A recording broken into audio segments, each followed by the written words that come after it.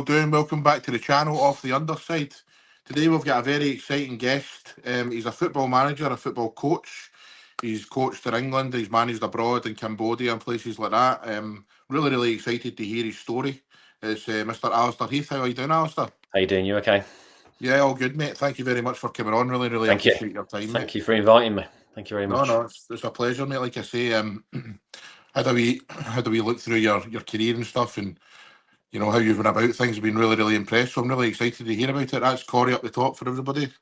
So we'll just get into it, Alistair. So obviously, you grew up in Birmingham, mate, I believe. What's your early thoughts of being into football and stuff like that? I mean, football was, I'm sure, like all of us, you know, the first thing that, you know, I kind of switched onto really, and as early as possible. And my dad took me down to Birmingham City, first stadium, first game I'd been to, and that love, that passion for football was there straight away, you know. And going home and away to many Birmingham games, it just took off from there, really. And that's kind of what started all this off. That's why I'm sitting here now talking to you about football, because of that, really, to be honest, I guess. That sounds like a very familiar story, mate. You know, that's why we started this podcast as well. We're just all big football fans, and that's why I've been really excited to talk to you. So I believe that I was watching your podcast the other night, mate, and you know, you were never really into trying to be a footballer. It was always a manager you wanted to be into. Is that right? I think, yeah. I mean, I wasn't for various different reasons really given the opportunity to have that chance to play professionally. I think I might have had a good shout, but it just never cropped up. But you're right. I think I know the desire to want to lead and be a manager of a football team from an early age was there. Something gripped me about it. I mean, I remember being at the games, you know, and kind of focusing on the dugout, on the managers, how they act, what they wear, just everything about them. And I was just gripped by them. I'd watch the manager interviews, you know, on Match of the Day, and I'm talking from an early age, you know, and it just fascinated me. And kind of, even now, I do the same things I did when I was younger. Watch the interviews, you know, watch the managers, all these kind of things. So nothing has changed from when I first started kind of introducing myself to football to now. Who was your biggest inspirations, like when it came to like managers and stuff like that? Was there anyone you're like, I like to be like him? I mean, the biggest inspiration, I guess, was Birmingham City. I mean, just because that was my team, and that's what got me into football. But I mean, the first manager I was hooked on was Mourinho. You know, when he first came into it. I guess the managers that get me the most are kind of the flamboyant managers that are a little bit different. You know, your Klopps, your Mourinhos, Postecoglou. He was my latest one because of his story of where he's come from and what he's had to do, you know, to get to this point as Forest manager now. So the Blues, Birmingham, they kind of got my attention of football, but yeah, there's been a few managers over the past that, because of their flamboyancy and their uniqueness and the way they come across, the way they speak on interviews, there's certain managers that just kind of get me. And I thought, oh yeah, God, that's good. I like that, or I want to kind of I want to do that. I want to be like that. And that's, it's not necessarily down to kind of them as a football manager. It's more how they are as a person. I was just going to say that we know a lot about Postecoglou being Celtic supporters, and he doesn't hold back, does he? No, I think he's got that something about him which draws me to him, you know. And for me, as a manager, coach, where he's come from, I really looked into how his kind of story evolved, and you know, the difficult times that he had in his career, and I can kind of, well, more than kind of relate to that as well. So if I think I can relate to something, that I'm gripped by it. It's funny we're talking about him, mate, because like I say, I was watching that podcast the other night, and when you were talking, and this is the biggest compliment I can give you, I think, Alistair, is when you were talking, it did remind me of, see, when Ange first came to Celtic, right? So there was loads of people very, very sceptical of him and stuff. So I was like, you know what, I'm going to give the guy a chance. I'm going to look at every interview he's done on YouTube, and there's actually documentaries and everything out there that he's done when he was like Australia manager and stuff. And when I was watching your podcast the other night, I was thinking, this guy reminds me of Ange when he was talking. You know, it's just like, just your passion for the game, your knowledge of the game. You know, ever since you were young, you felt it was like, and he, in one of his documentaries, said it was like a calling, you know, for him to be a manager, even when he was playing and stuff. And I kind of get that impression with you, mate, that it was just like, it's in your blood. It's just something you've always loved. I think I'm pretty sure Postecoglou is like this, is that I can't be anyone else. And I think in football, it's very easy to kind of put on an actor persona, whatever you want to call it. And don't get me wrong, that's kind of gone against me in football as well, like it has with Postecoglou. I mean, I've seen some interviews he's done in his early days when, you know, they haven't looked good. But with me, I am what I am, and I don't want to be that other person where I kind of be someone in one moment and then the next moment I'm different. This is me. And that's where I feel that, yeah, with Postecoglou, it's kind of the same, that's him, and he's not going to change, whether he's on the camera, whether he's at home, whether he's on the pitch. I think that, and I don't know, I feel better being like that. Definitely, it's definitely a good thing. But I've seen that you were you actually started getting into coaching when you were very young, around about 18. You were coaching, you know, kids and that. So, what the question I want to ask is, obviously, that was your passion and stuff, but you know, were you still like doing the normal 18-year-old kid things, get out and having a drink and being with your pals or all that stuff, or were you just totally focused? No, I've alcohol has never been ever a thing with me. I've always been a very kind of driven, drilled person, you know, knowing exactly what I want in life, and that decision I made to go to university to take that foundation degree in football studies to become a football manager was okay. Well, that's the drive. I'll do what I have to do now. So going off to university, you know, taking your first coaching steps, finding that grassroots club, finding the local professional clubs around you, that was all kind of part of the early plan, and I stuck to it. And look, you know, it's I suppose I haven't done the usual kind of 18-year-old, 19-year-old thing that most people were doing, but it didn't even once cross my mind to kind of, no, should I live a bit? No, living for me was hitting that goal of working in professional football.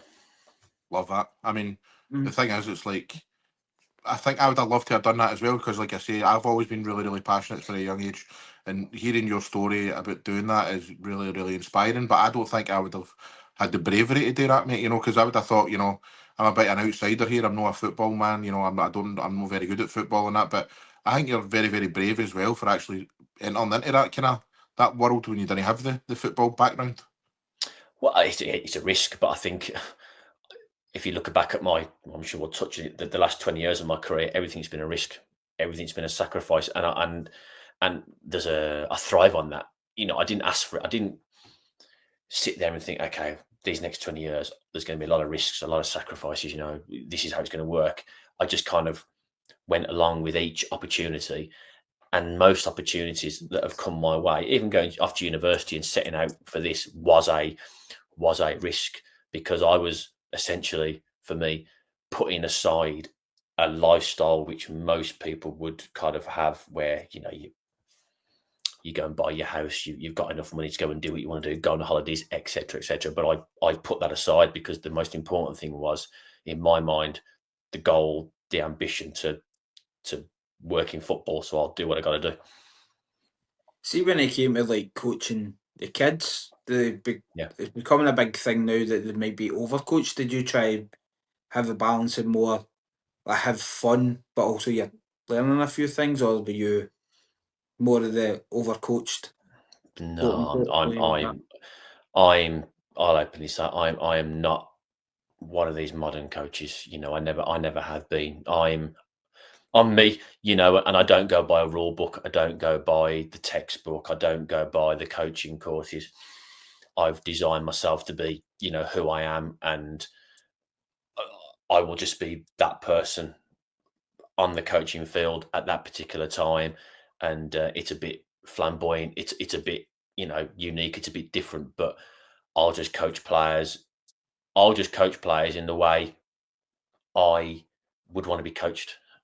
And kind of relate my personality into the coaching world, not the personality which is driven by coaching books and textbooks and coaching courses and classrooms. It hasn't happened, and it will never happen.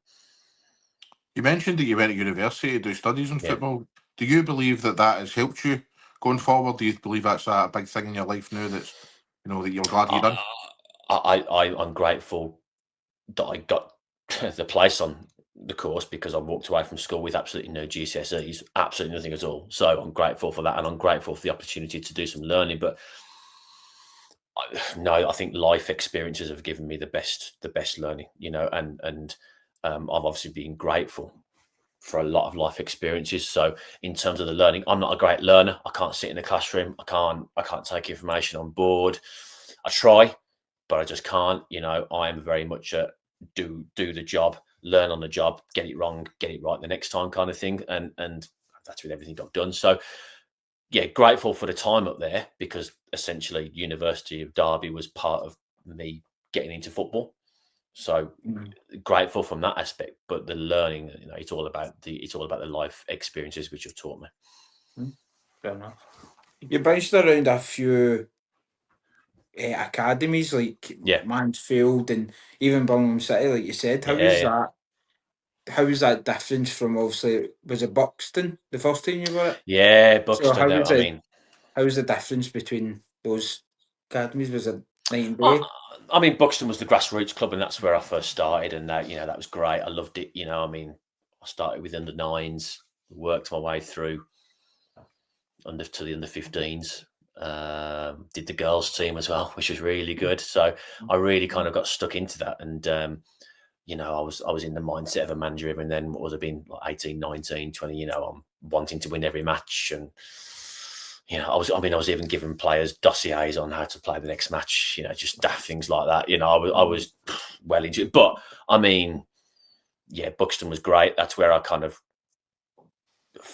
discovered, I suppose, how I'm going to coach. And what kind of coach I'm going to be, and the traits I'll have. And honestly, apart from a bit more knowledge and a lot more experience and a bit of understanding, I'm that same person I was in terms of what I want when I'm on a training pitch, who I am and what I'm about. Exactly the same. The drive and sort of stuff. The drive. I mean, the drive. Yeah, for me, it's all been about the drive I have in me to drive myself, but pass on to other people as well. That's what I'd like to think players would say anyway. See, you're talking about that time at Buxton and all these other academies you were at, compared to now. Do you feel that, obviously, you're a very, very passionate guy about football and your career and your goals? Are you able to switch off at points at night and forget about football, or is it just constantly in your mind? I mean, lately I've been without a club, so that I kind of, I've switched off a little bit in terms of day-to-day football work. But when I'm in it, I mean, if we win a game, then if we win a game, I'm worrying about, God, we've got to win the next one the next week. So that's on my mind for the next week. If we lose a game, I'm absolutely distraught, and it takes me 3 days to get over it, so I can't really enjoy anything. But no, I mean, I'm very, just very drilled and everything. My time is spent around, I suppose, looking after myself as a person, physically and mentally, to make sure that I'm the best person I can be when I'm in a club. Because I believe you've got to look the part as well. I think that's really important. And so, yeah, my whole life is really dedicated to working in this profession. That's how it started, and that's how it's followed through.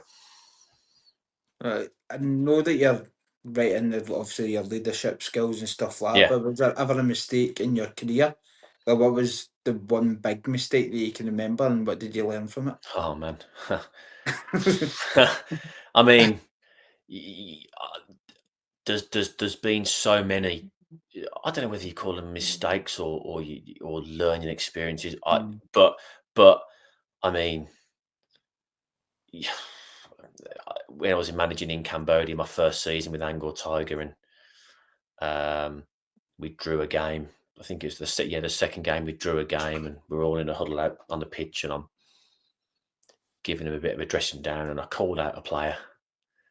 And obviously the language barrier and the culture, you have to take all that into consideration as well. And obviously I'm new to Cambodia, and I've just called out this player, and everyone backed, regardless of what they thought of that person, the other players backed this player, and they would stand by him, and I really called him out, and not really kind of, I got lost in the moment and forgetting the culture, and I felt the embarrassment. I felt the mistake as soon as I was doing it.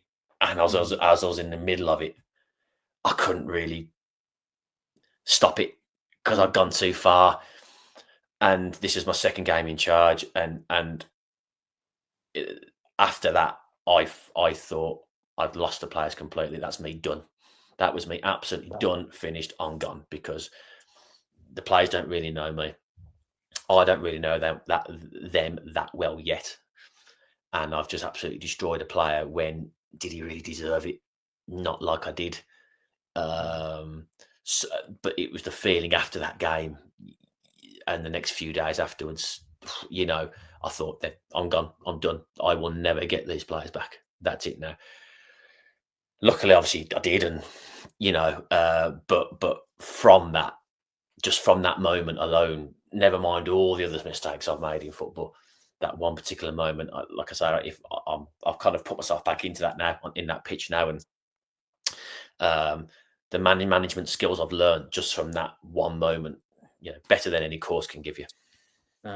Since we're talking about this, we'll get back to your career, mate, but I just want to actually bring it up because it reminded me there when you were telling the story.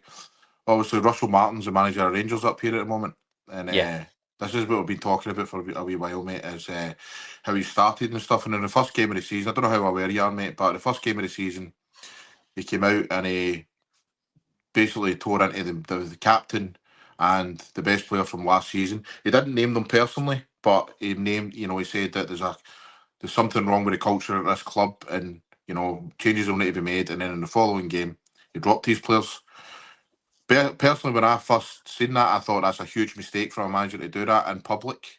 Fair enough, behind closed doors, you have your words with the guys that you believe aren't trying hard enough or whatever. Yeah. What's your opinion on that, Alistair, to actually come out and do that in public? Because that's not the first time, mate. He's done it several times since as well. I can completely understand that. I think emotion plays a massive part in football, doesn't it? And I mean, how long was that interview after the final whistle? I don't know, 20 minutes. Well, yeah. Emotion is a dangerous thing in football, because if you're doing that same interview the next day, I can guarantee you're not saying the same thing. You might mean the same thing, but you're not saying the same thing. However, I guess for me, I would like to think that he knows the players, and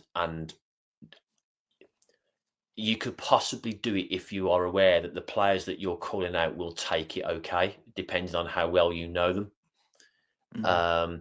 It's a brave thing to do in this day and age of football. It's a very, very brave thing to do. Certainly when you are one game in, did you say? One game in, Mm-hmm. So I would probably say that he would have regretted doing it in that way, but meant it. A bit like my example that I've just given to you. I meant what I said and how I did it, but I wouldn't do it in that way so early on in my career in that team. And I would think that, well, he's gone away from that and gone, I mean it, but possibly not the best way to go about it, bearing in mind he's only just walked into the club. These are it's the fine lines are fine, aren't they? And like I say, I think emotion in life, to be quite honest, but certainly in football, is a very, very dangerous thing that can cost you, I think. No, I agree, but I don't think he has regretted it, to be honest, Alistair, because like I say, he's done it several times since where he's come out and told the press far too much, in my opinion. But again, you'll know him far better than I do that, the consequences of these things, every kind of decision that you make as a manager, as a coach, is scrutinised, isn't it? Absolutely. There's only so many consequences that you can take, isn't there, really, before there's one too many. Managing's tough, and getting it right is very, very difficult. You just hope that you don't keep making the same mistakes. See, like you're saying that you're only allowed so many mistakes.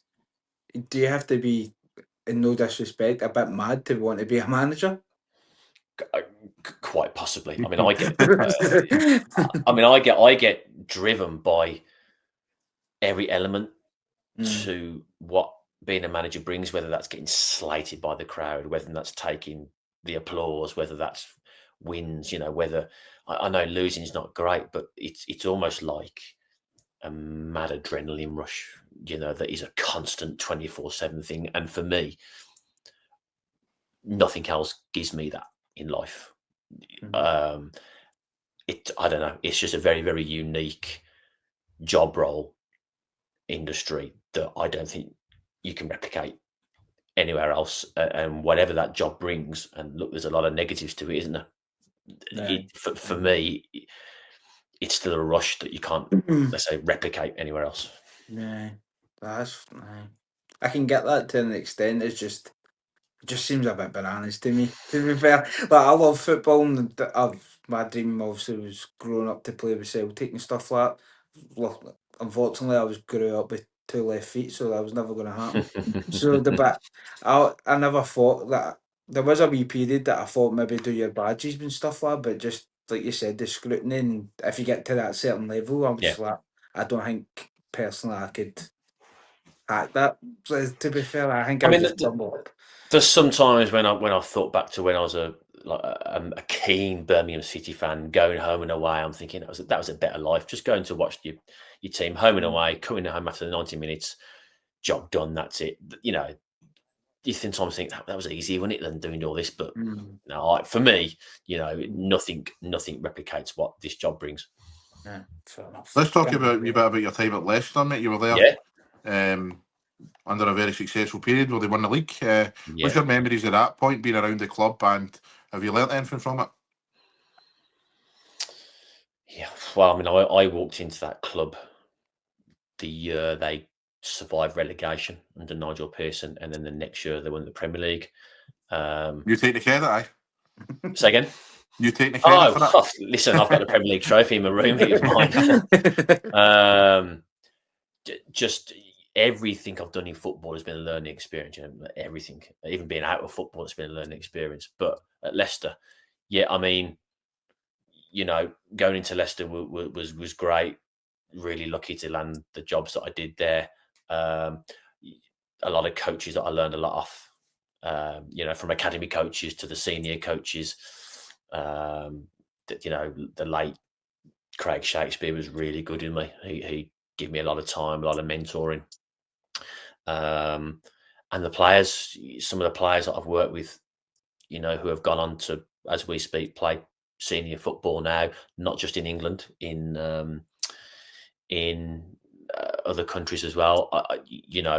And it's only now that you look back, because it's hard to kind of appreciate things at the time, isn't it, really? But what I learned from working with players, the staff there, the new training ground that came along, working in great facilities like that. But it only added to my drive to become a manager, so I was a bit on heat there a lot of the times, because I was egging myself on and on and on. Right, I've management now. I've seen all this. I've seen what management like even more. Right, come on. So yeah, I was a bit hot-headed, a bit loose cannon there a lot of the times, just because I was so keen to get into management.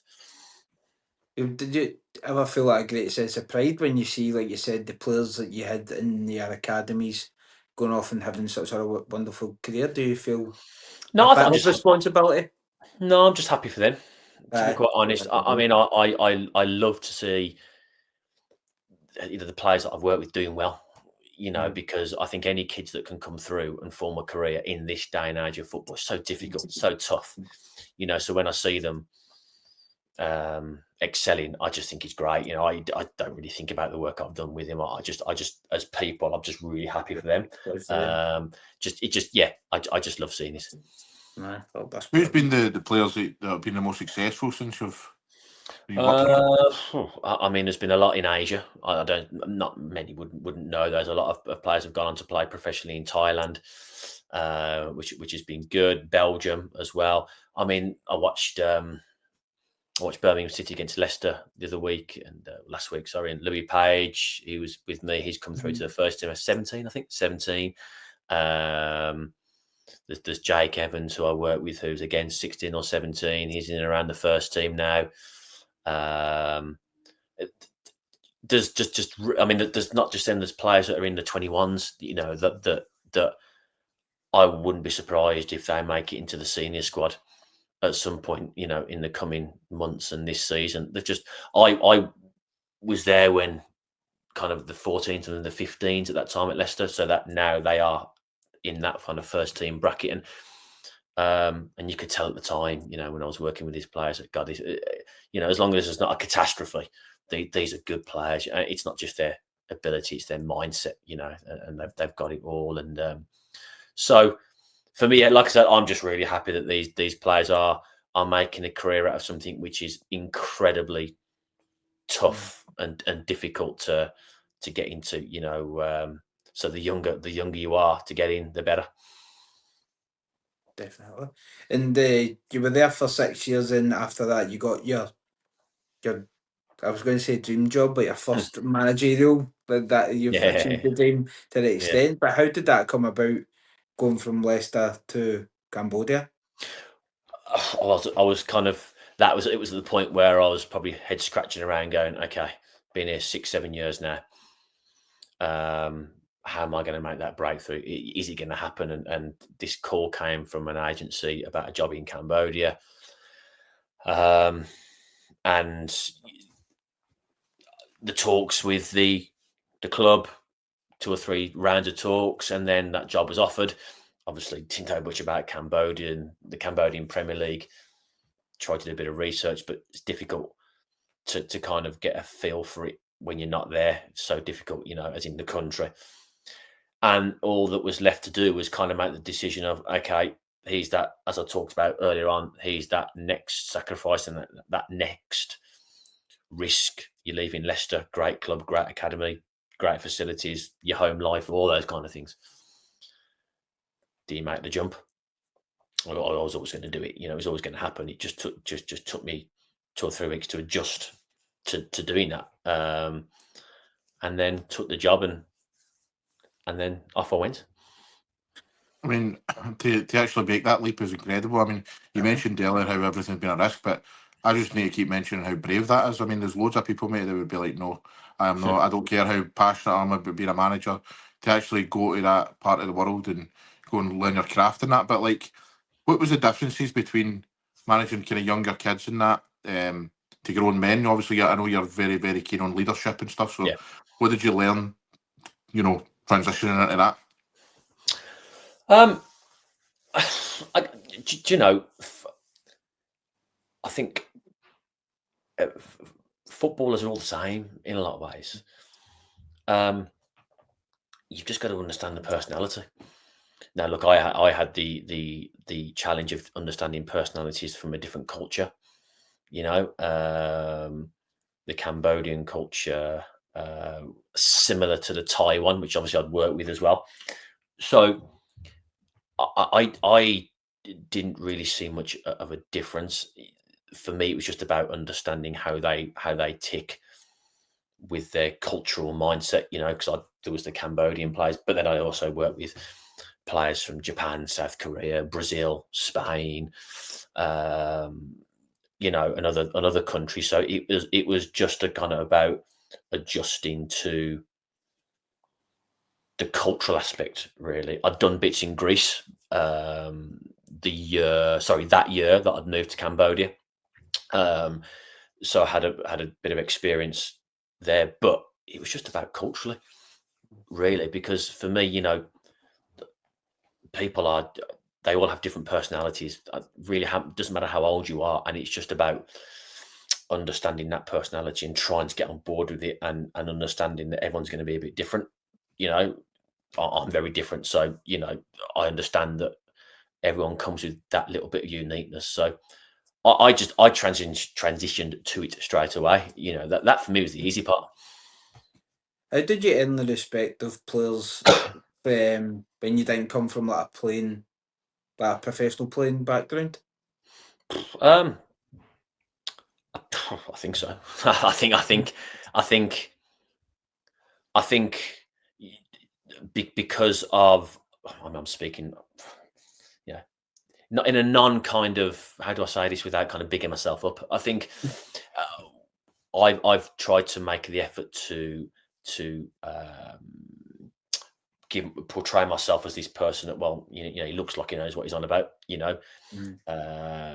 Talks okay. Well, we'll listen. And I think I've kind of give myself a chance there. Really, which has all been part of this plan to do what I want to do. But I think if you talk to the players, just like normal people, like human beings, then I think that respect level will come. You don't have to say anything outrageously, brilliant. You just have to talk on a level that they understand, and then where you've come from is irrelevant. Have you ever had discrimination like that in your career? Anybody saying to you, well, you've never actually played the game? Not to my face. No, I mean, God knows what people have said about me behind my back, but I mean, to me, no. I genuinely feel that wherever I've been, I do feel that I have earned. I haven't. It hasn't just been on a plate. Earned that respect to kind of be listened to, I guess, really. And you've got to earn it. Of course, you've got to earn it with anyone that you work with. It doesn't just happen. So, but I feel like I've earned the right and the respect of people to give myself a chance, and from players from all parts of the world too.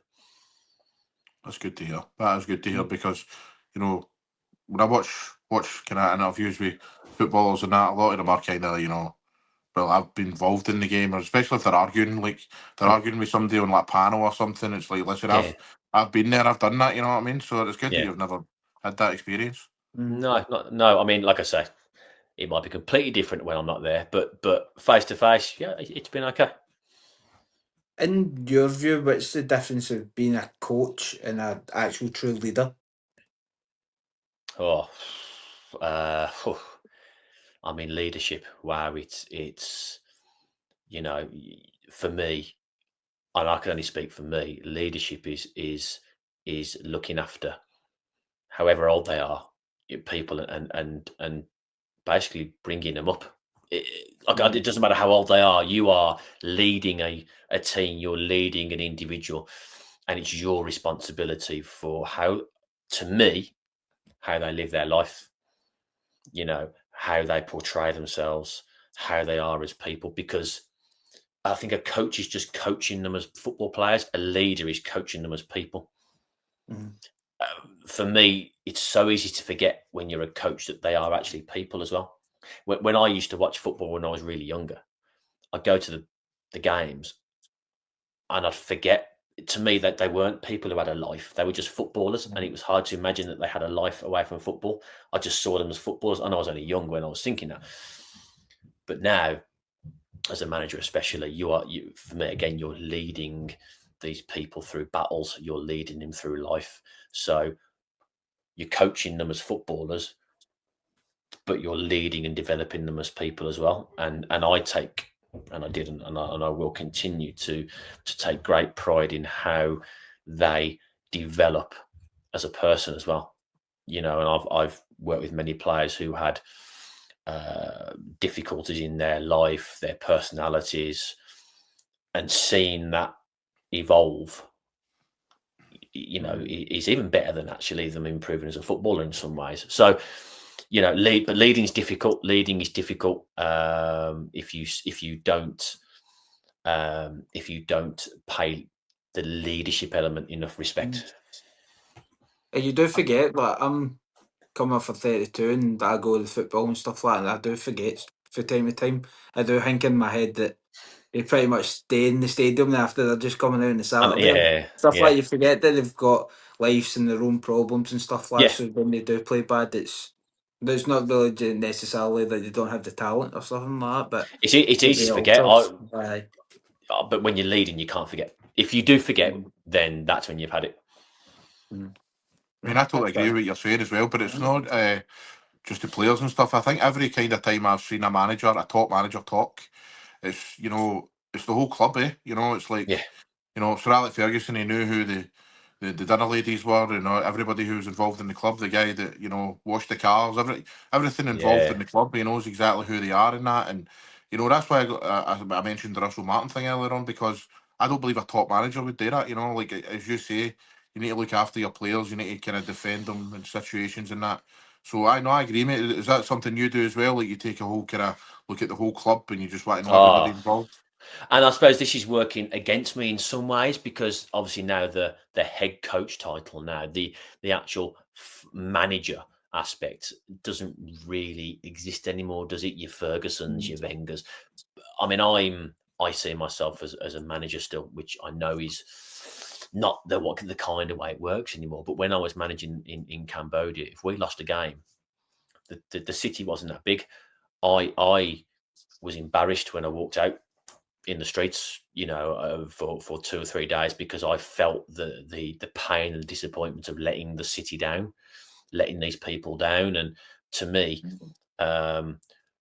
winning a game of football, or just making the club, the players, the staff, the everyone, the city proud was just the number one thing. As I got to know the club as well, I got more involved with how they work, what they want, who they are, and you feel that sense of pride that you are leading this city almost, and you're in charge, and you've got to make sure that things go well, because you're not just, it didn't care about me. I wasn't bothered about me. It's about everyone else around it. So, look, other people might think differently. That's how I think when I'm involved in something. If you're in it, you're in it, and you are solely responsible for everything that happens around that particular area. And in this case, it was my club in Cambodia. Are you the type of manager that likes to lead by example as well? Are you like first in the morning, last out at night? And I mean, again, if the players are going to train to look after themselves, I'll look after myself. If I'm going to ask them things, I will back that up by doing it as well. I like to follow by example. I think you have to. I think how can you not? It's be a hypocrite. And I look, I'm sure I got things wrong unintentionally, but in general, I like to again go back to your leading. So surely that leader has to act on what he's telling other people to do, really. You've touched on that. Obviously, you've went to England, Thailand, Cambodia, etc. But do you see common traits in high performing players, no matter what country you're at? Yeah. I just don't think there's much of an awareness of your Cambodias. I mean, I've seen many good players from many countries, including Cambodia, and I'm sure there would be not a lot of difference in the high performance element. There wouldn't be. In fact, I know that there wouldn't. It's just that there's not much of an awareness through ignorance, or just not caring, or just not having enough information to know about those parts of the world, But no, there's the way they look after themselves, the way they train, the standards they hold themselves to, and their commitment. There's no difference here. It might be more actually in some ways, and especially the kids. I probably the best moment of my career with Angkor Tiger was bringing in a 15-year-old kid and giving him his debut. I just believed in what he did. I loved what he did in training. I watched him for a while, and I don't care how old you are. If you're good enough and you've got the mentality, you're in. So no, high performance exists. Maybe even more so. I want to talk a bit more about your. You mentioned it earlier how you can really consider yourself one of these modern coaches. Yeah. I was talking to a footballer last week, Michael Doyle, he's the captain of Cove Rangers. Yeah. And he was talking about, he's kind of an experienced guy in his mid-30s now, he's had loads of clubs. And he was telling me about how there's a younger guy who was playing for them, and they just get beat. And after it, guy came up to Michael and he said, "Oh, look at my stats. Look at all these things." And Michael Doyle says, "I don't care. We just get beat 1-0."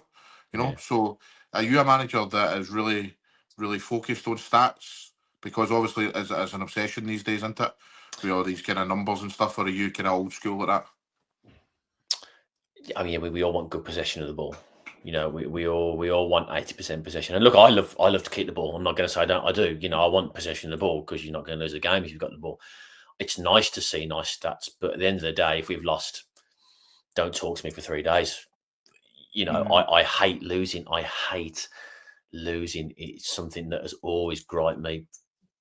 Even when I'm playing sport, I'm a bit better now, but if I'm losing a game of squash that I played, the racket's going up the wall. It used to be. For me, stats are important. We're living in a world where stats control things, but we've got eyes. And the eyes are the best thing in the world to see what's going on, and we've got the ears to listen to people. You can't beat these things that we have.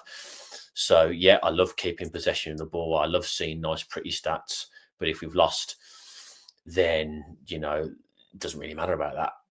I want to win the game of football. Are you a play from the back manager, or do you like to get the ball forward as quick as possible? I am, but I've become more flexible and adaptable as certainly since Cambodia. I've learned a lot out there. So whilst it's nice to do that, and I would always like to encourage my players to do that, there's a big area of flexibility and adaptability that's come into my way of thinking, because I think you have to. You can't just be a single-minded person in life, to be quite honest, and certainly in football. Unless you've got £500 million worth of talent on the pitch, and even then, it's not certain, is it? But I just think to be adaptable in anything is the way forward. Football's been described as a results-driven business, but how do you balance like you said, the demand of winning with long-term player commitment, which I know you're obviously a big fan of? Well, I think it depends on the people that you work for.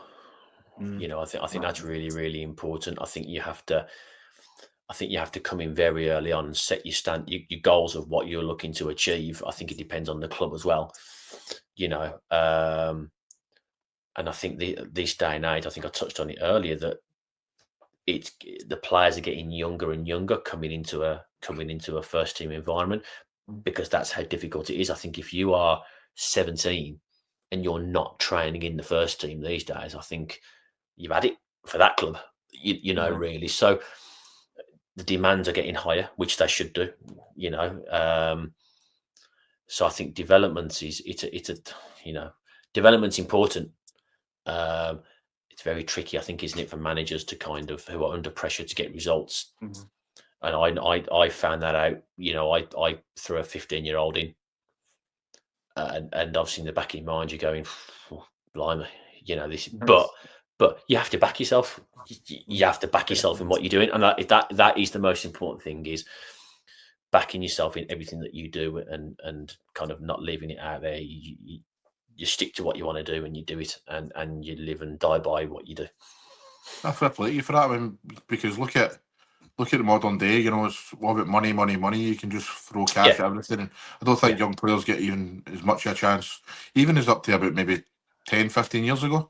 They're not getting the chances that they used to get. No, and I think it's great when I see kids coming on the pitch, and because they're good enough. Obviously they're good enough. It's just kind of managers taking that leap and doing it, isn't it? Because of the age. But I think if I would prefer that over spending millions of pounds, definitely. And look at what Arsene Wenger done years ago, remember? And he would put all the kids into the League Cup and stuff. That was brilliant. Yeah, it's why not? You're training these players that they spend a lot of their years in these academies training. Well, at some point they've got to go in. So just get them in. You got your 21 squads, which, my opinion is, if you're in the under 21s for too long, well, something's wrong, because you should be in the first team. That should be the aim.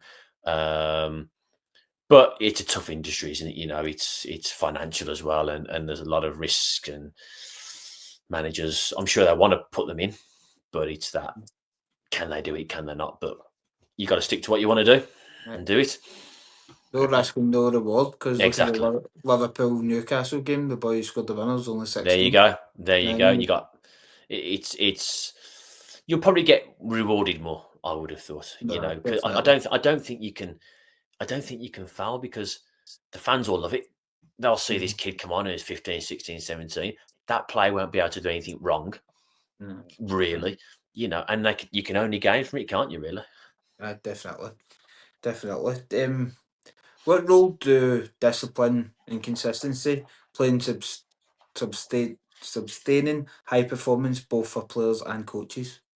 Oh, massive! I think you know, to have a disciplined and consistent team ethic, team work environment is huge. You know, and I've found this out many a time, that one slip up, whether that's a member of staff, you know, or letting a player off do whatever, it's obviously difficult, you know, isn't it? Things can go wrong, but in general, to be disciplined in life is so important. You know, you will benefit and reap so many rewards from being disciplined, but discipline's hard, isn't it? Discipline's very, very difficult, because it takes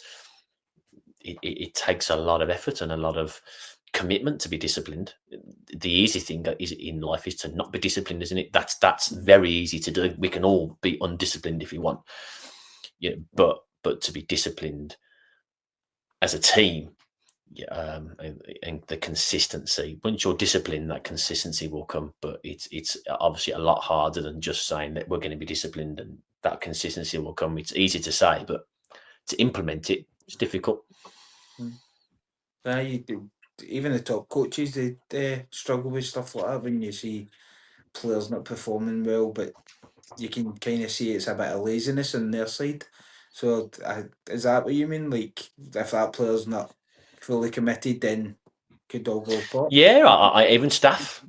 No, Even staff, the you know, the staffing is important. Everyone has to be on board. Everyone has to be disciplined in what they're doing in their work role. You know, everyone has to be on board, and then, you know, if they are, then you all have that consistent unit. It will evolve and it will happen. If it breaks, it's very difficult to get it back. You know, but to mold it together, that's the most important thing, you know, and create, you know, I suppose the word I'm looking for, a cohesive unit for everyone is really, really important. Well, this tactics is only my next question. Obviously, you're a Birmingham City fan, mate, and obviously Chris Davis, another guy we know very well. Yeah. Because he was Brendan Rodgers' assistant up here at Celtic. Yeah. And obviously at Leicester as well. But, you know, over the last few years, you had Wayne Rooney, and there's been a wee bit of kind of inconsistency at Birmingham, you know. Chris Davis has come in. The future's looking bright under him, mate, so he must be doing something right there, eh? Yeah, I mean, I think, to be fair, under Wayne Rooney, I think the players weren't great, you know. And if you look at the players Chris Davis has brought in now, there's been a massive overhaul of players. And talking about discipline and consistency, you know, he's obviously got the squad he wants now in terms of mindset as well. If you watch the games, there's energy, there's drive, there's determination. He's obviously got a clear template of what player he wants, you know, and you can see that, you know, they can all play, they can all run, they can all press, they've got that drive, that energy, that desire. And I think it's really important. I just mentioned it now. When you come into a club, you have a type of player that you want, because you want that team to represent what you are, you know. And you see Chris Davis on the sideline, you know, he's up and down, you know, and that replicates what you see on the pitch, and the pitch replicates him. So, you know, he's done a good job. He's got the type of player he wants. He's got the type of team he wants, and a competitive team. And you know, Birmingham definitely are now, with the current ownership as well, are definitely heading in the right direction. But as a fan, you know, you watch the games, and you think, oh, it must be easier. But actually, to build that squad, to get that right player, it takes time and effort. Do you know what I like about him as well, Alistair, is the fact that obviously he did coach up here, but he obviously believes that we've got a decent standard here because he's took Awata, he has, he's took Diogo, he's took Ben Davis, he's took Scott Wright and his others. So obviously he's looked at our game and thought, you know what, it's actually not as bad. Don't get me wrong, I doubt he'll be trying to sign these players if he's get to the Premier League. But he's like I said, the players he's brought in, I mean, the running and the energy they've got are unbelievable. So he's signed some good players, but again, like from last season to this season, it's evolved dramatically just in one season. And I guess if they get to the Premier League, or when, I would have thought it'll evolve again and again and again. It's Diogo. I still miss him. See when I see him in the Birmingham attack, I still miss him. Honestly, he'll score a field. I've got to swear. You'd love to manage him, Alistair. I wish I had. I think I would. Did you see much of him when he was at Celtic? Not a great deal, but looking at what I've seen so far, then just blind. That's him just starting. He gets when he gets going. Very, very hard worker. When he gets in a position, obviously, I don't think I've watched a few games. I don't think he's kind of hit the ground running yet. I know he scored a goal, not yet, but he will do. But he will do. He will do because when he gets to one-on-one positions, mate, he's done it in the Champions League. He's done it in Europa League and that, so he'll definitely do it. Oh, it's coming. It's coming, definitely. Yeah. I was going to ask, see now, obviously, being a manager and a coach, do you watch football games differently? Or do you still switch off, like Jamie said, and watch as a fan? Or do you watch it in a kind of tactical way? If I want to watch a game just for the game without looking, I will purposely make an effort. I'll say to myself, right, just watch this game. And I'm not even going to kind of go into that coaching mode, but a lot of times I will watch for what they're doing, but then you can't really enjoy it like a fan, can you? So you have to kind of be a bit of both, so I would probably say more watching games to see what they're doing. But I've had my 20 years of just being a fan, watching Birmingham, going up and down the country, losing more games than we won, just a lot of depressing times driving back down whatever motorway watching Blues, because we did lose a lot of games, when I was watching a lot. And so I've had my time kind of watching games just as that person, and I loved it. But so I don't really mind being like this now, because it is, I'm sure every coach would say, it is very difficult to not watch a game, and just be just going to watch it and see what happens and not take anything from it. I know what you're saying, Corey, with that question, but I think that anybody who watches a game into it, we're all kind of just looking for the good points, the bad points. Yeah, people with a position, people, So I think it's hard for anybody to switch off. Yeah, definitely. I just look for players for Football Manager. He looks alright, I'll give him a shot. If I started playing Football Manager, I wouldn't leave the house, so I have to leave it alone. Unbelievable.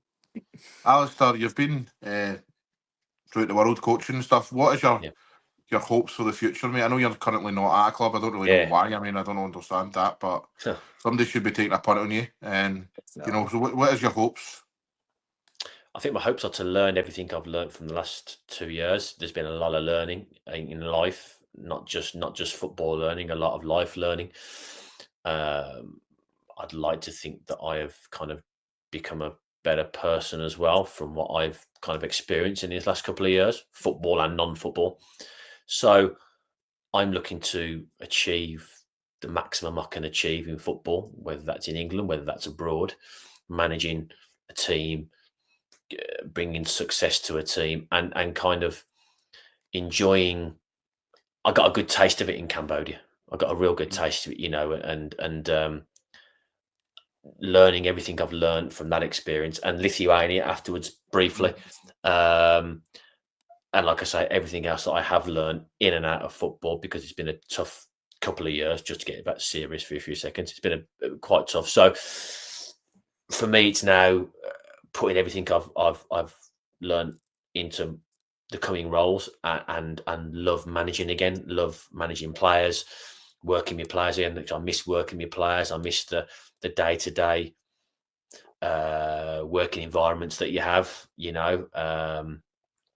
and just get back to doing that, and love what I do, and that I can't wait for that moment to come again.